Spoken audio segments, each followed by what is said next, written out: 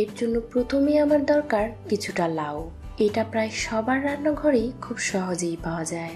এর মধ্যে প্রচুর পরিমাণে ভিটামিন সি রয়েছে, পাশাপাশি রয়েছে অধিক মাত্রায় ম্যাগনেসিয়াম ও পটাশিয়াম, যা আমাদের ত্বককে সুস্থ রাখতে সহায়তা করে।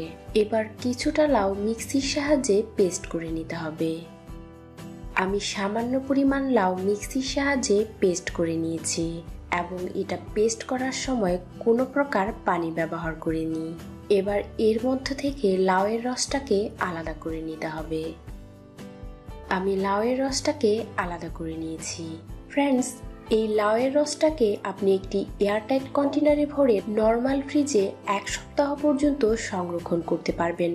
আর আপনি যদি এটাকে ডিপে রাখেন তাহলে এটাকে 15 থেকে 20 দিন পর্যন্ত সংরক্ষণ করতে পারবেন এবং যখন ইচ্ছে এটাকে ব্যবহার করতে পারবেন। এবার একটি পরিষ্কার বাটির মধ্যে 1 টেবিল চামচ বেসন নিতে হবে। আপনি চাইলে এখানে বেসনের পরিবর্তে চালের গুঁড়াকেও ব্যবহার করতে পারেন।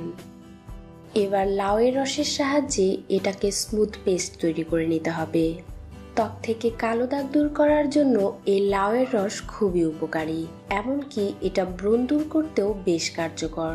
এর ব্যবহারে আপনি আপনার ত্বক থেকে মেস্তা এবং চোখের নিচের কালো দাগগুলোকে দূর করে ফেলতে পারবেন এবং আপনার ত্বককে রাখতে পারবেন সজীব, চকচকে ও টানটান। এবার এটাকে আপনার পরিষ্কার মুখের উপর অ্যাপ্লাই করে নিন।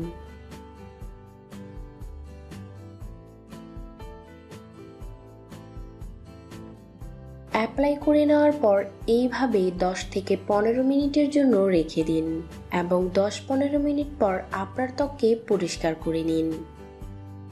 আপনার ত্বককে সবসময় সজীব, চকচকে ও টানটান রাখতে চাইলে এই ফেস প্যাকটিকে সপ্তাহে 2 থেকে 3 দিন ব্যবহার করতে পারেন।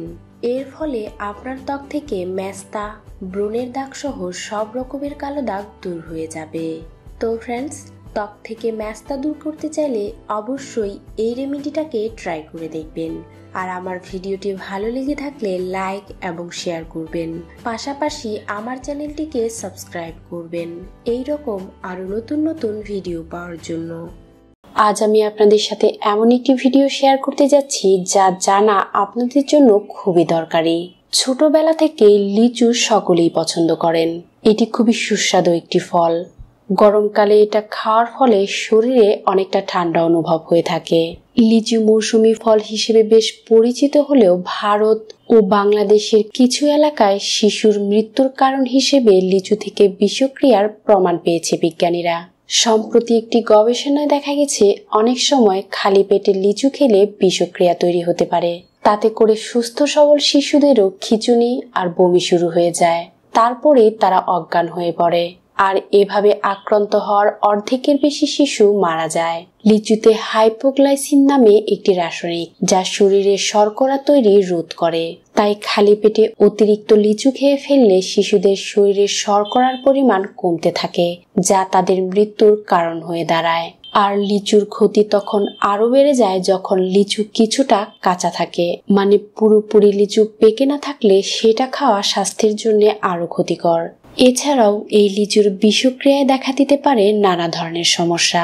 এর জন্যই আপনি নিজে বা আপনার শিশুকে কখনোই খালি পেটে লিচু খেতে দিবেন না, আর অবশ্যই পাকা লিচু খাবেন। তো বন্ধুরা, এই ছিল আমার আজকের ভিডিওটি ভালো লাগলে লাইক ও শেয়ার করবেন, পাশাপাশি আমার চ্যানেলটিকে সাবস্ক্রাইব করবেন।